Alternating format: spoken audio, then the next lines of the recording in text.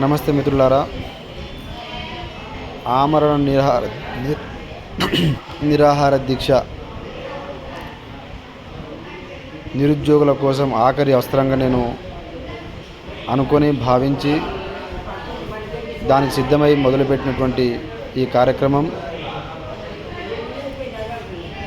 ఎట్టి పరిస్థితుల్లోనూ విరమించేది లేదు. ప్రభుత్వం డిమాండ్లతో సహా నోటిఫికేషన్లు ఇచ్చిన తర్వాత ఆర్డర్స్తో సహా జీవో నంబర్స్తో సహా నోటిఫికేషన్ విత్ ప్రూఫ్తో సహా ఇచ్చిన తర్వాతనే స్వయంగా ముఖ్యమంత్రి స్పందించినంత వరకు, దీని మీద ఆయన క్లియర్ కట్గా ఆయన మాట్లాడినంత వరకు నేను ఈ ఆమరణ నిరాహార దీక్షను విడిచిపెట్టను, విరమించను.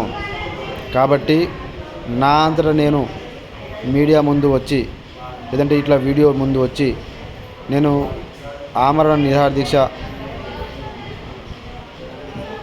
చేయటం ఆపేస్తున్నా అని చెప్పినంత వరకు మీరు ఎవరి మాటలు నమ్మకండి, ఎవరి మాటలు వినకండి.